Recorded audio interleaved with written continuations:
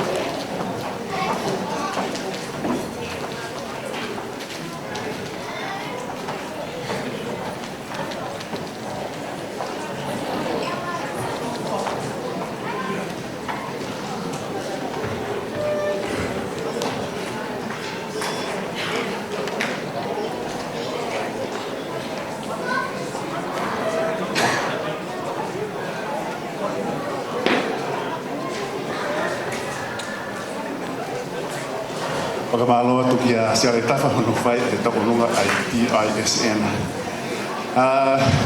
Kole atu pe ki he kautangata o TISN. Ko e mou mau